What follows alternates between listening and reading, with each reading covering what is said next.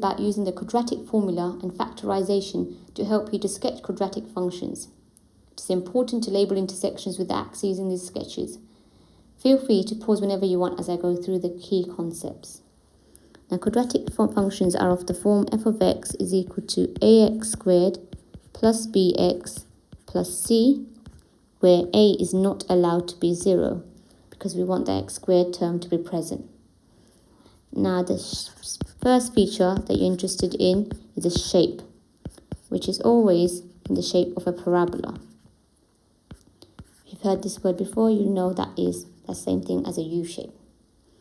Now, you have two different cases, when a is greater than 0 and when a is less than 0.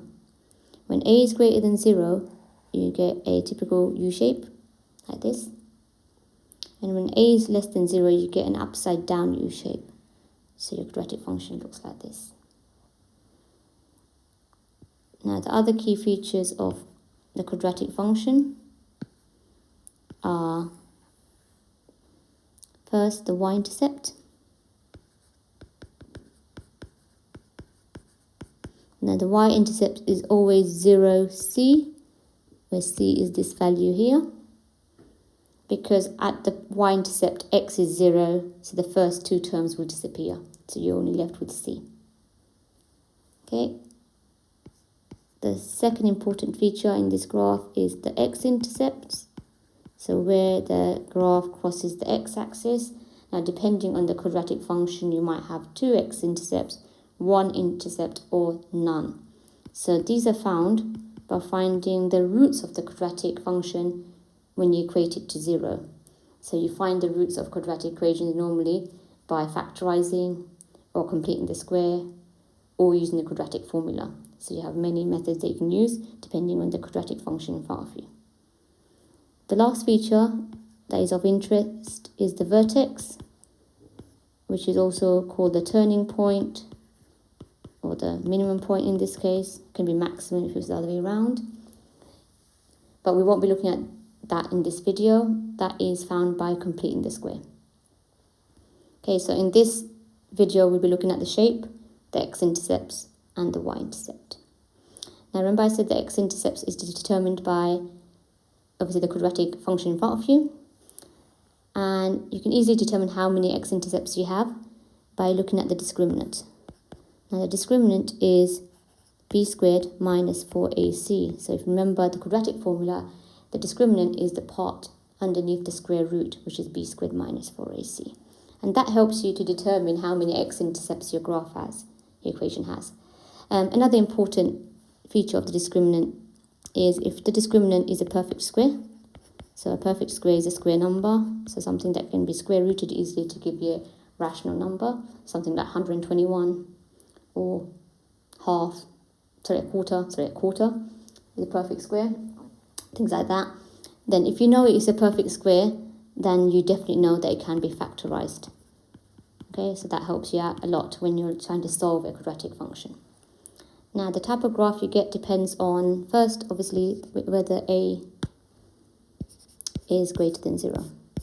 So if a is greater than 0, but you get a U-shaped as normal. Now, if you have your discriminant is greater than 0, then the part underneath your square root in your quadratic formula would be greater than 0. So you can square root it, and what you end up getting is two real distinct roots. What that means is distinct means two different roots, so two real different roots. So that means you're going to get two x-intercepts. They don't necessarily have to be symmetrical along the x-axis. And what you end up with is a quadratic function that looks like this. So it has two x-intercepts and it crosses the x-axis twice. If the discriminant is equal to 0, then your square root part disappears and you're only left with one solution. So what we call in that case is you get one real repeated root. So in that version, you end up with one root somewhere on the x-axis, so let's say it's there, and your quadratic function ends up looking like this, where it doesn't cross it, but it just touches the x-axis. Yeah, so it touches at one point and then bounces back up. If d is less than 0, then your discriminant is negative which means you can't square root a negative number. So you have no real roots. If you have no real roots, you have no x-intercept. So what you end up with is a quadratic function where it's floating above the x-axis. So it doesn't touch it, it doesn't cross it. So these are the three different versions you can get when a is greater than 0. Similarly, if you have a is less than 0, you can get the case where d, your discriminant, is greater than 0. So again, you get two real distinct, so different roots. So because a is less than 0, it's an upside down U shape. Again, if the discriminant is equal to 0, you get one real repeated root somewhere here, for example. Then because a is less than 0, again, it's going to be upside down, and your quadratic function will only touch the x-axis. If d is less than 0, there is no real root, which means it won't touch across the x-axis. So it'll be floating somewhere below the x-axis.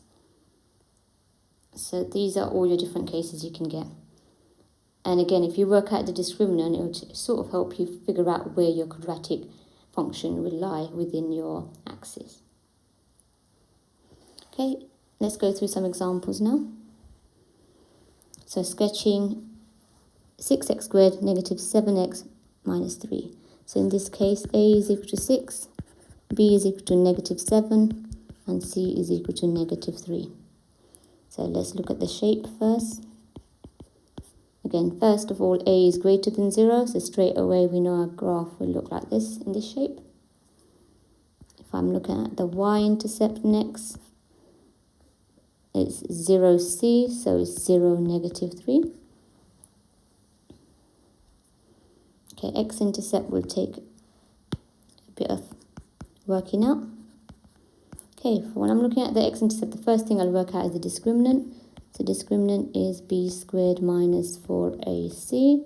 In our case, that's negative 7 squared minus 4 times 6 times negative 3, which is 49 plus 72, which gives me 121. Now 121 is 11 squared, so this is a perfect square. So because it's a perfect square, I know I can factorize it. So that means I'm looking for two numbers that multiply to give me a times c. A times c is 6 times negative 3, which is negative 18. And I'm looking for two numbers that add to give me b. B is negative 7. Now if I think about those numbers, I end up with negative 9 times 2 is negative 18, so that does work out. And negative 9 add 2 is negative 7, so that does work out as well. So that means we have 6x squared minus 7x take away 3. The middle term can be split up into minus 9 and positive 2. So minus 9x plus 2x minus 3. Now if we factorize each part separately, the common factor in the first part is 3x. If I think about what goes inside the bracket, I get 2x take away 3 plus 2x take away 3. The common factor is 1. I get 1 times 2x minus 3. The common factor between the two terms is 2x minus 3. And everything outside the bracket goes inside here, so I get 3x plus 1. And to find the roots, I need to equate this to 0. So either 2x minus 3 equals 0, or 3x plus 1 equals 0. If I solve each one separately, I get x is equal to 3 over 2, or x is equal to negative a third. So my x-intercepts are 3 over 2, 0, and negative a third, 0. So if I were to sketch it now, I've got a negative y-intercept, I've got a positive root, and a negative root. So it looks something like this. So if I sketch it very carefully here, so that this point will be, oops, undo. This point will be, let me just get the pen again, 0, -3, this point. This point here will be -1/3, 0, and this point here will be 3/2, 0. So that would be my final sketch. Again, don't worry too much about whether your quadratic function looks symmetric or not. It's more important that you label it correctly. That is a 3. Okay, let's do another example. So in this example, A is equal to 7, B is equal to 9, and C is equal to 1. Okay, first thing again, we're looking at shape. Again, A is greater than 0, so we have a U shape that looks like this. Y-intercept is 0, 1. Okay, x-intercept, again, this will take a lot of working out.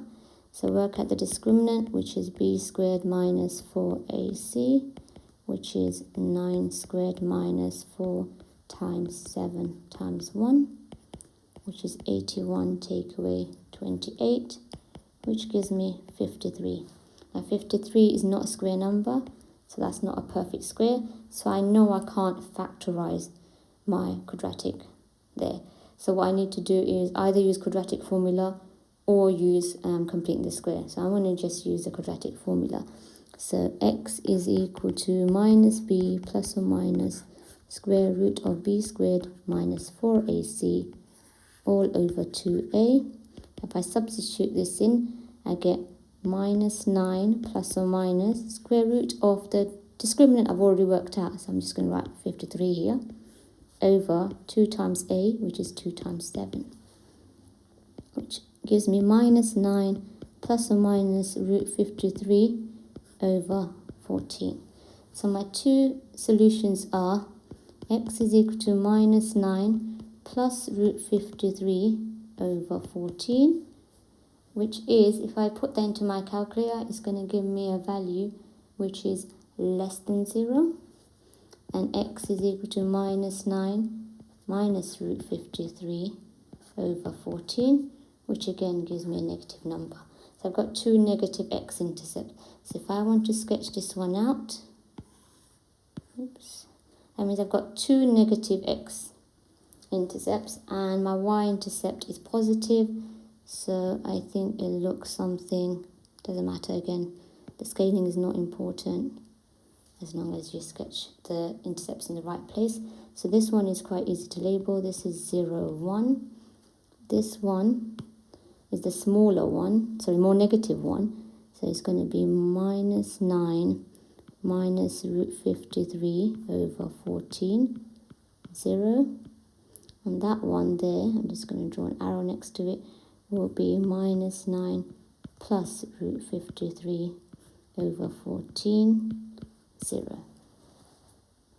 So that is it for that one. Okay. The next idea you need to get comfortable with is a family of quadratics. So let's look at this. So if you do know that x equals a and x equals b are roots of a quadratic,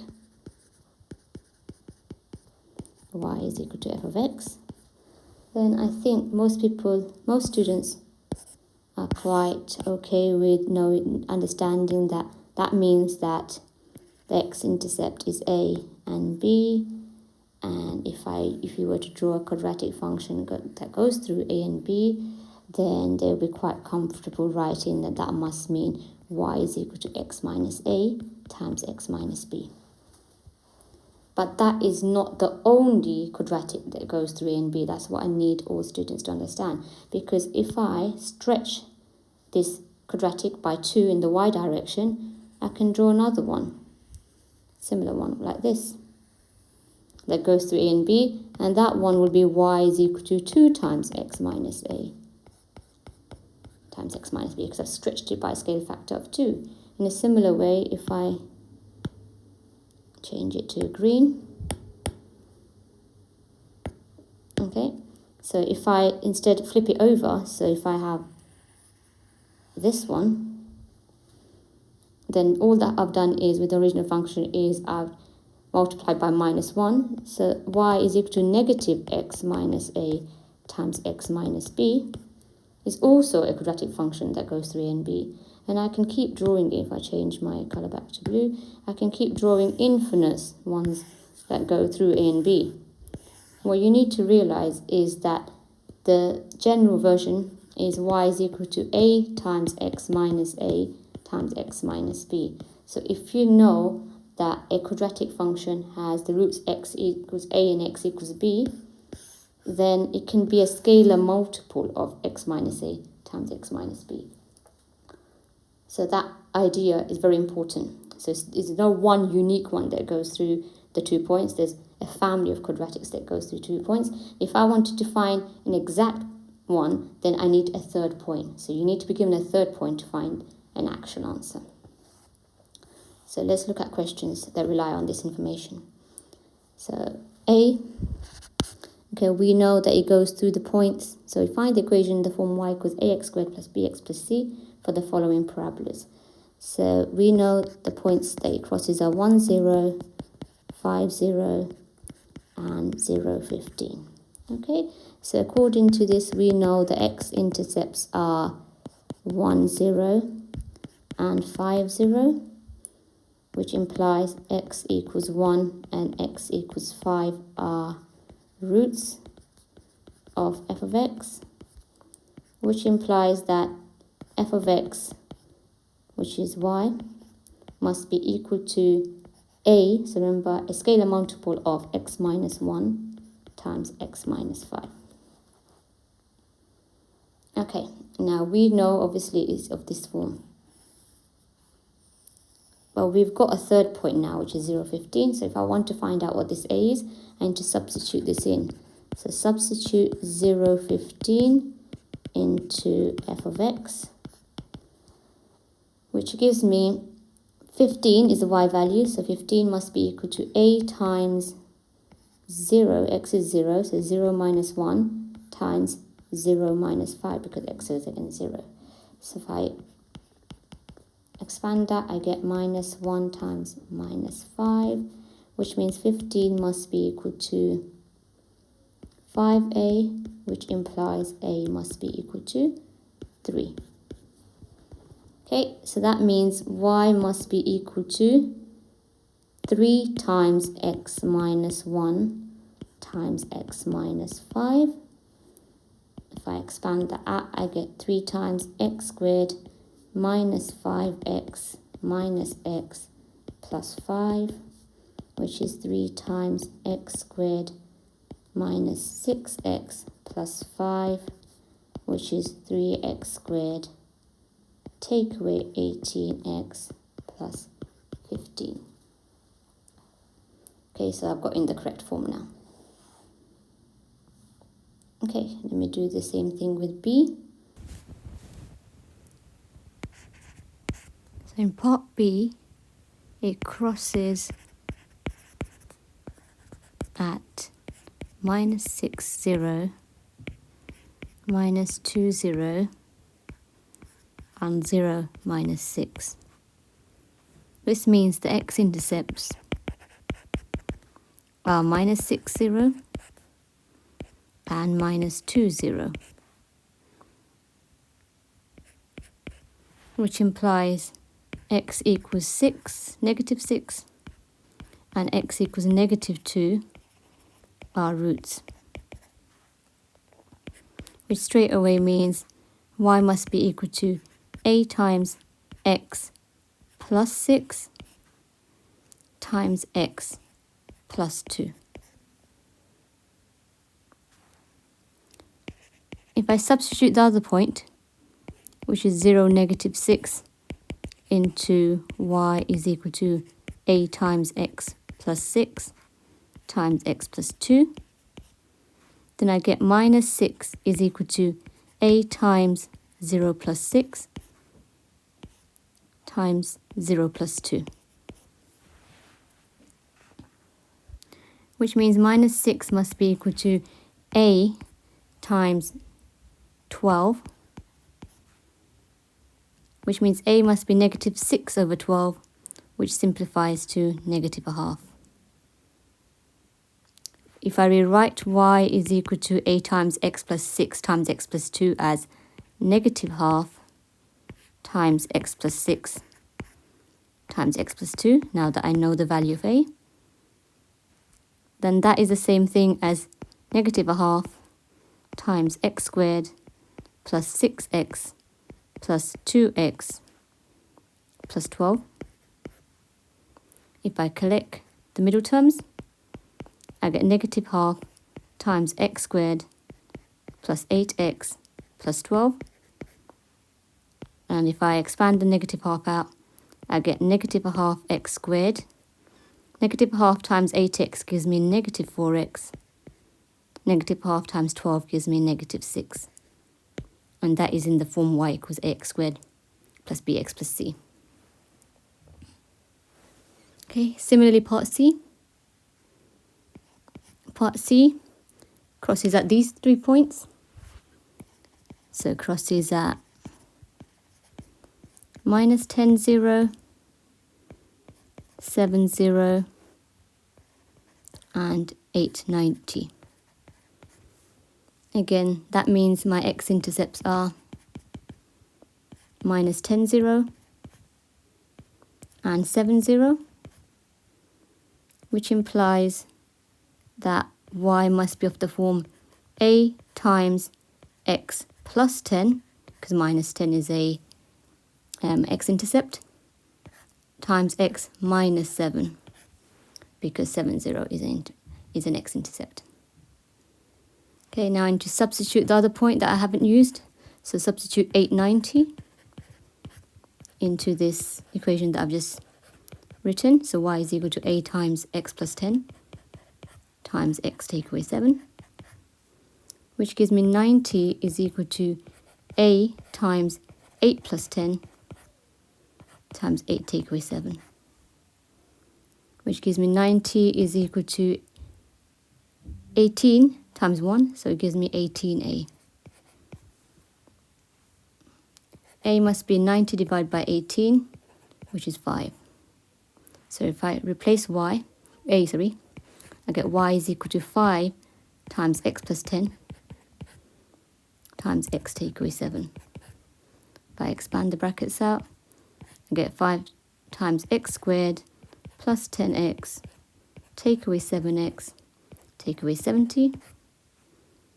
If I collect the middle terms together, 5 times x squared plus 3x take away 70, which fully expands out to 5x squared plus 15x take away 350, which is of the correct form.